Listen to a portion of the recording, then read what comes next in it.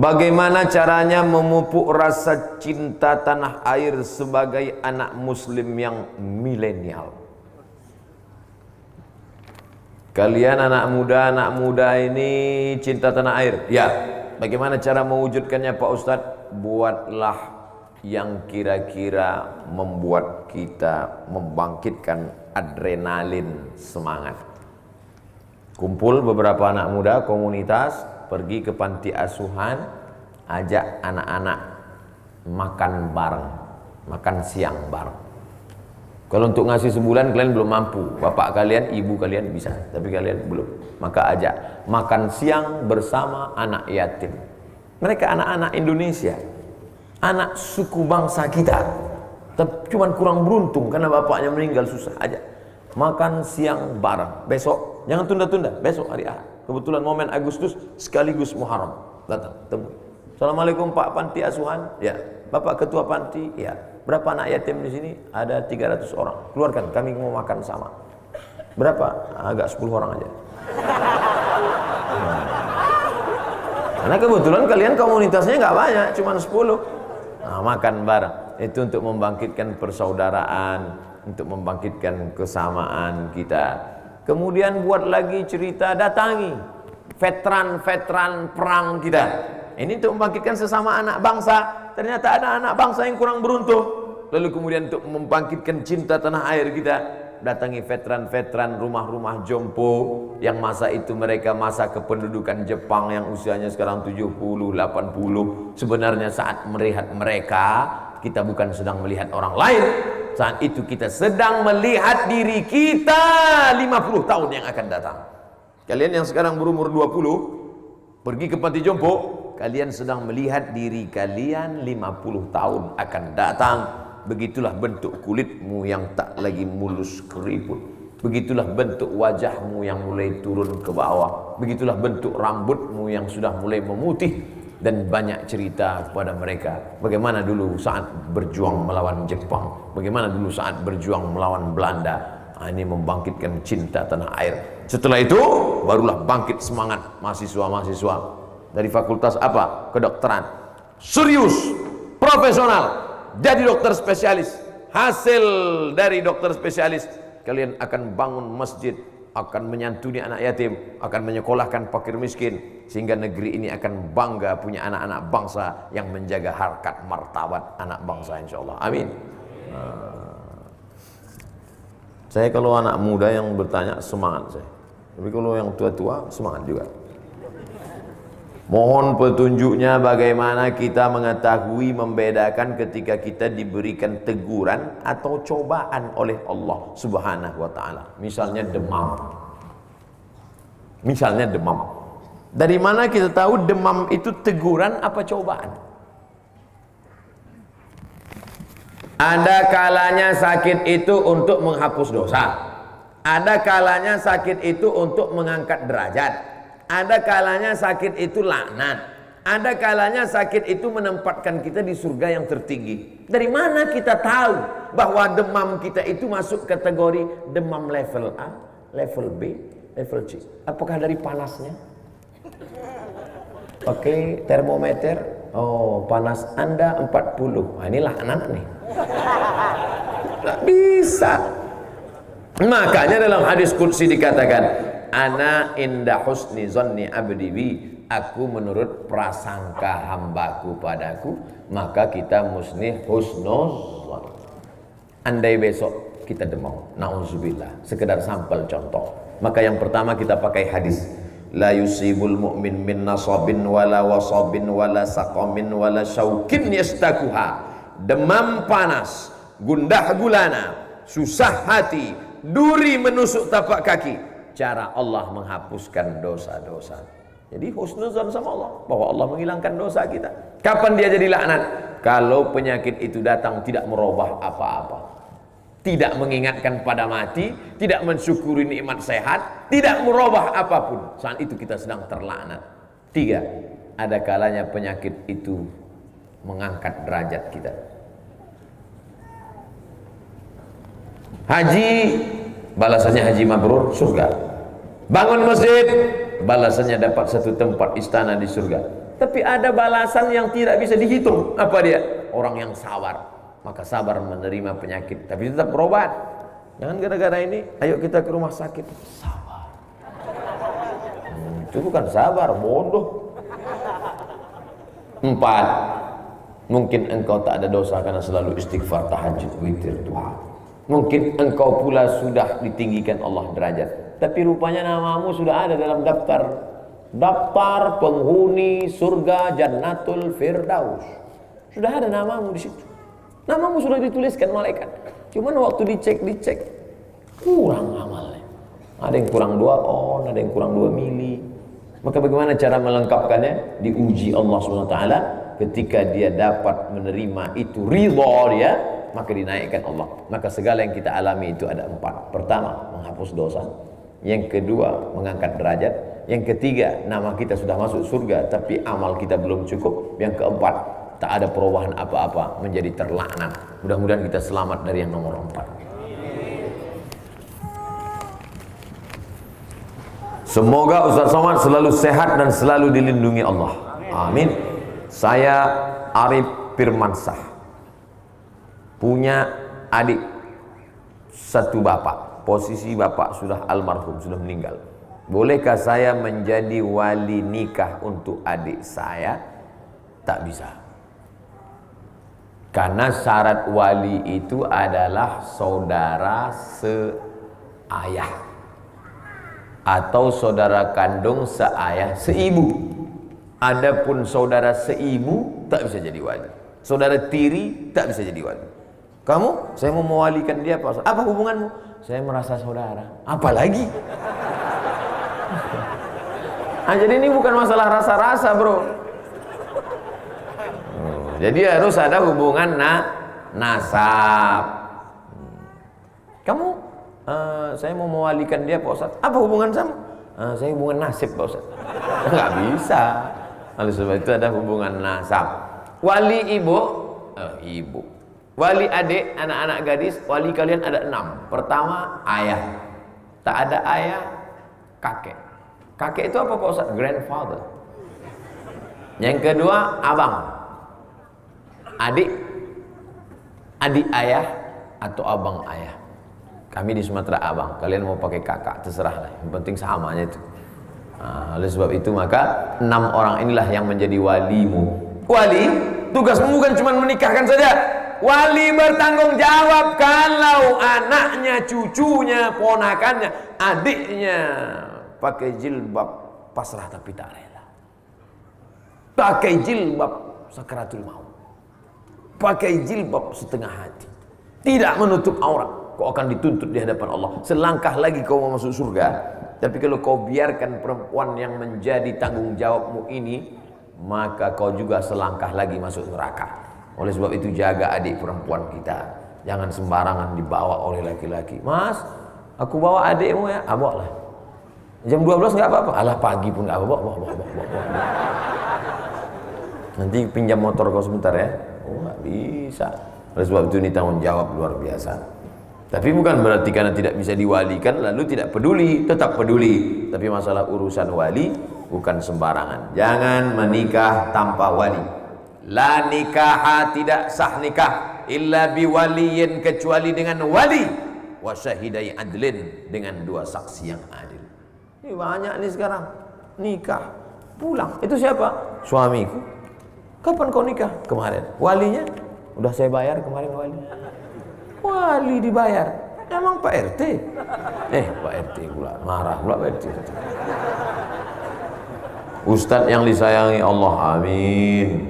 Bolehkah badal haji laki-laki dilaksanakan perempuan? Boleh. Mana dalilnya? Ada seorang perempuan mau membadalkan haji ayahnya karena ayahnya sakit keras. Badal haji itu apa? Melaksanakan haji untuk orang 2. 1 sudah meninggal dunia, yang 1 masih hidup tapi sakit keras. Dalilnya ada. Labbaik Allahumma subrumah, labbaik Allahumma subrumah, aku menghajikan subrumah. Nabi nanya, ente ngajikan siapa? Subrumah. Subrumah itu siapa? Akhi, my brother, sedulurku, saudara saya. Dia sudah meninggal dunia. Ya. Kau sudah haji apa belum? Belum. Hajikan dulu dirimu, baru hajikan seluruh rumah. Itulah dalil boleh menghajikan orang yang sudah meninggal. Mudah-mudahan kita semua bisa berangkat haji. Setelah adik-adik nanti haji, pas haji yang kedua, itu kau hajikan saudaramu. Pas nanti sampai di Bir Ali, labbaik Allahumma umrah an fulan bin fulan. Aku hajikan saudaraku si fulan bin fulan, aku umrohkan. Bagaimana kalau jamaahnya laki-laki mau menghajikan ibunya? Sah. Bagaimana kalau jamaahnya perempuan mau menghajikan bapaknya? Sah. Dalil tentang ini hadis sahih. Ya Rasulullah, bapak saya kalau dinaikkan ke atas onta jatuh. Naik atas onta jatuh. Sudah tua, tulang belakangnya tak bisa lurus lagi. Bolehkah saya hajikan dia? Boleh. Itu dalil yang sudah tua bisa dihajikan karena tak sanggup lagi naik pesawat. Bagaimana sikap saya jika istri saya mohon maaf selingkuh dengan sahabat saya sendiri? Az-zaniyatu waz-zani, laki-laki perempuan yang berzina, fajlidu kulla wahidin minhuma mi'ata jaldah, cambuk 100 kali kalau belum nikah. Kalau sudah nikah, farjumuhumal battah, dimasukkan ke dalam tanah, dilempar batu sampai mati. Ini selingkuh dia dengan temanmu, maka kau panggil dia baik-baik, kasih tahu dia, kau kalau hidup zaman Nabi udah lempar pakai batu, udah mati kau dah. Kalau kau bisa menerima dia, taubat dia, terima dia baik. Tapi kalau kau tak bisa menerima dia dengan baik, bunga bukan setangkai, kumbang bukan seekor, patah tumbuh hilang berganti, hilang satu tumbuh 1000. Emang main bola tepuk tangan. Jangan mulutmu berkata siap, tapi hatimu berkata tidak. Lain di bibir, lain di hati. Itu judul lagu. Selesai saya sholat Jumat, datang jamaah. Ustaz Somad, ya, istri saya selingkuh 2 tahun Pak Ustaz. Terus akhirnya ketahuan. Terus bisa kamu terima dia? Bisa Pak Ustaz. Siap kamu menerima apa adanya? Siap Pak Ustaz. Nah, jagalah. Kalau siap jaga. Jangan mulutmu mengatakan siap menerima tapi hatimu tidak. Akhirnya setiap melihat dia nampak wajah selingkuhannya. Aku Pak Ustaz memang udah siap, tapi pas ngeliat wajahnya mau kutusuk aja kepalanya. Tak bisa. Tidak ada laki-laki yang sanggup siap, karena laki-laki yang siap adalah laki-laki dayus. Dayus cemburu. La yadkhulul jannah, tak masuk surga. Siapa yang tak masuk surga itu ya Rasulullah? Dayus. Siapa dayus? La yagharu ala maharimihi, tak ada rasa cemburunya. Tak ada rasa cemburu. Bininya dibawa orang, cuek aja deh. Tadi kulihat istrimu dibawa orang nonton. Udah biasa. Ini dayus sih. Dayus tak mencium bau surga. Tapi jangan pula terlalu cemburu. Sampai istri beli kangkung pun gak bisa. Ente kenapa gak beli kangkung? Suamiku curiga sama tukang jual kangkung. Ini itu namanya posesif. Terlalu cemburu. Lagi-lagi ummatan wasata. Jangan terlalu cemburu posesif, jangan pula sampai tak ada rasa cemburu dayus. Siapa namanya? Dayus posesif.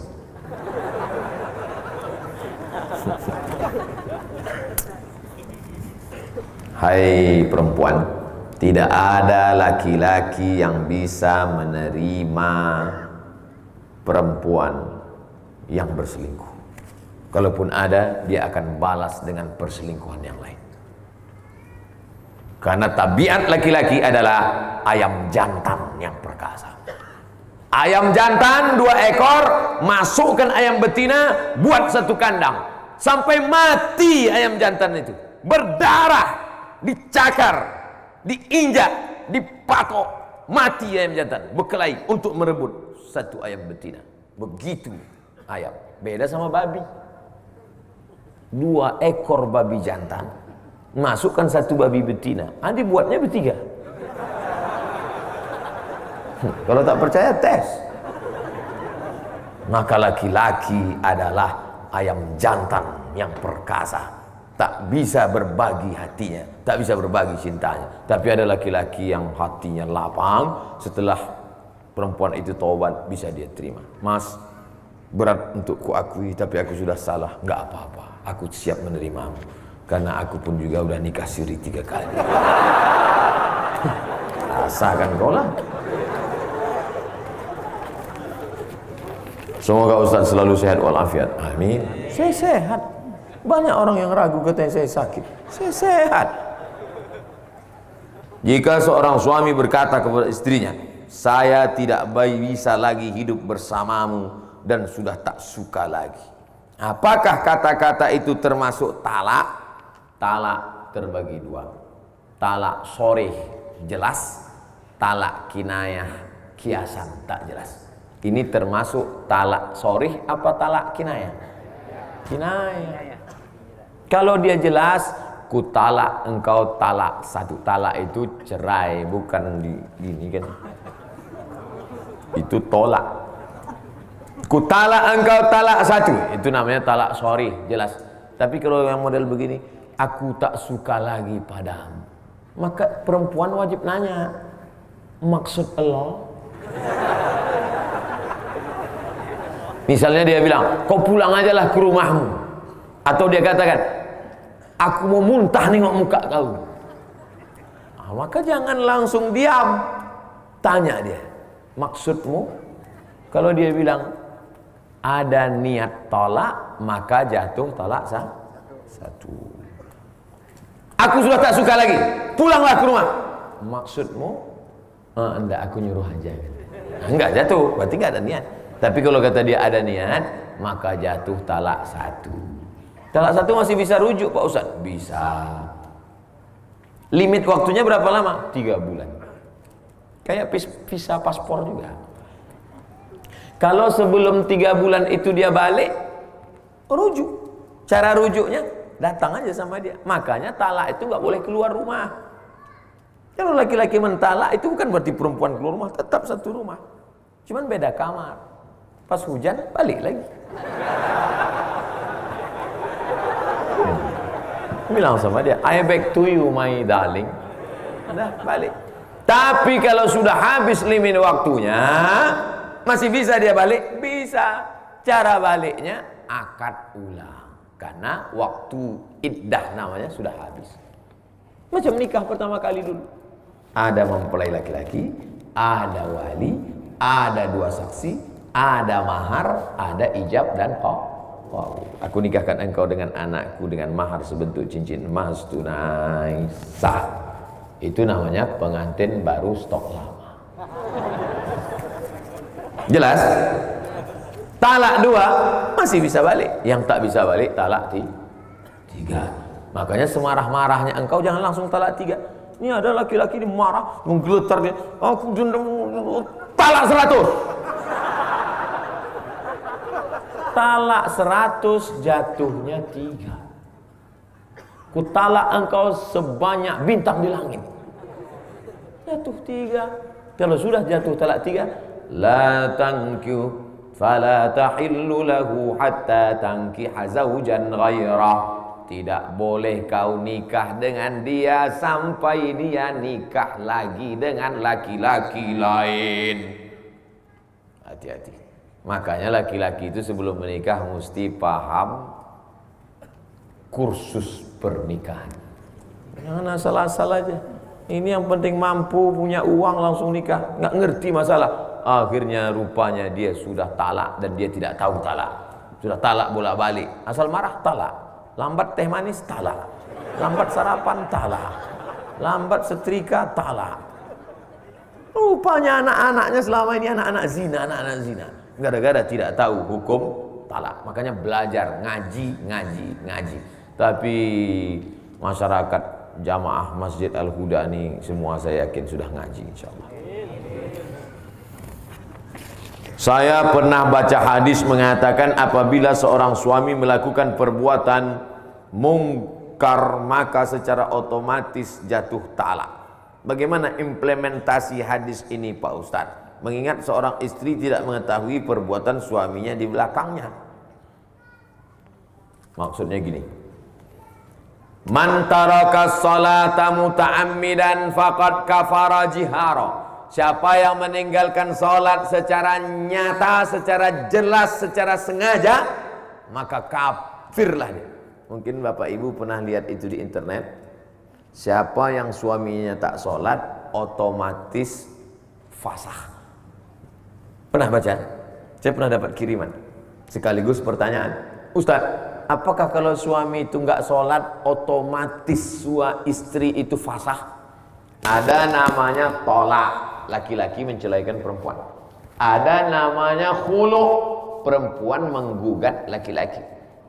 Ada namanya fasakh, hakim membatalkan pernikahan. Contoh, suami murtad.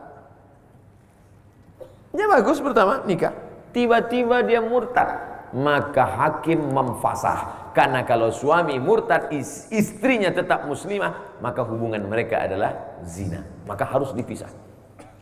Begitu juga tentang tadi sholat. Kalau dia meninggalkan sholat secara sengaja, secara sadar, pas ditanya, kamu nggak sholat mas? Ah, sholat buang-buang waktu aja. Maka itu sudah fasah. Hakim menjatuhkan. Hakim mesti memanggil dia. Dipanggil oleh wilayah hisbah. Ini sudah fasah. Kalau mau, taubat dia, bersyahadat ulang, masuk Islam dia balik, baru bisa disatukan balik. Nah, ini hati-hati yang nampaknya sepele, remeh temeh. Bagi yang meyakini bahwa meninggalkan sholat secara sengaja itu adalah kafir, keluar dari agama. Tapi menurut Imam Nawawi, orang yang tidak sholat itu terbagi dua. Pertama, karena malas. Kalau malas tak sampai kafir, dia hanya fasik saja. Fasik artinya tetap Islam, cuma Allah tak beri hidayah pada dia. Itulah makna ayat Allahu la yahdil qaumal fasiqin. Kau kenapa enggak sholat? Aku sebetulnya percaya ayat sholat. Terus kenapa enggak sholat? Lagi malas aja. Nantilah udah agak-agak mati, mau mati sakit. Tapi kalau dia mengingkari, kenapa kamu enggak sholat? Sebenarnya sholat itu nggak relevan untuk zaman sekarang. Ribet sekali sholat itu. Ambil wudhu, buka kaos kaki. Coba kalau ibadahnya pejam mata, selesai, kan enak. Wah, ini sudah menghina, bisa jadi murtad. Na'udzubillah. Bagaimana cara bilang sama suami kalau saya mau pergi ke pengajian? Karena waktunya malam hari, supaya suami tak marah. Tunjukkan aja gambar saya. Mas, Ustadz ini apa gila? Kalau dia tidak tergolong termasuk mazhab haters, kalau dia masuk golongan lovers. Mas, saya izin ada pengajian di Masjid Al-Huda. Kamu pergi sama siapa? Ini sama rombongan ibu-ibu jamaah pengajian mak-mak garis keras. Maksudnya keras berprinsip dalam ibadah, bukan keras dalam hal yang lain. Apa gila pengajian? Hai suami-suami, hai laki-laki, aslinya laki-laki yang mengajar perempuan. Aslinya laki-laki yang memberitahu perempuan bagaimana sholatmu, bagaimana puasamu, bagaimana qadakmu, bagaimana zakatmu, bagaimana infakmu, bagaimana jilbabmu. Tapi karena laki-laki tidak sanggup menjelaskan itu, maka dia mestinya mengundang pengajian di rumah, di masjid. Dia yang membawa. Ya ayyuhalladzina amanu, hai para suami-suami, qu anfusakum, jaga dirimu, wa ahlikum, istri anakmu, nara, dari api neraka. Suami diberi harta warisan 2 kali lipat dari perempuan. Laki-laki diberikan kuasa, ar-rijalu qawwamuna 'alan nisa. Bukan karena Islam diskriminatif, tapi karena tanggung jawab laki-laki yang besar. Siap jadi laki-laki? Banyak sekarang laki-laki nggak siap jadi laki-laki, berotot tapi melambai. Di mana pengajian Masjid Al-Huda? Sana. Ini termasuk laki-laki yang tak siap jadi laki-laki. Oleh sebab itu saya bangga malam ini saya sedang berhadapan dengan laki-laki yang sejati. Laki-laki yang sejati bukan ototnya tegap. Laki-laki sejati adalah laki-laki yang menyelamatkan perempuan. Khuliqatil mar'atu min dhila'. Perempuan itu diciptakan dari tulang rusuk yang bengkok. a'wajuha a'laha, tulang rusuk yang paling bengkok yang paling bagian atas. In akhazta aqamtaha kasartaha, tulang rusuk yang bengkok itu kalau kau paksa lurus dia akan patah. Ini tulang rusuk bengkok, kalau kau paksa lurus patah dia. Kalau kau ikut kau jadi bengkok. Maka pandai-pandailah meluruskannya, ajak dia pengajian, bawa majelis ta'lim. Kamulah laki-laki yang mesti membawa mereka. Sekarang ada perempuan yang mau pengajian, alhamdulillah. Allah nggak adil Pak Ustaz. Kenapa dia baik dapat istri celaka? Kenapa dia perempuan baik dapat suami tak baik? Husnuzon sama Allah.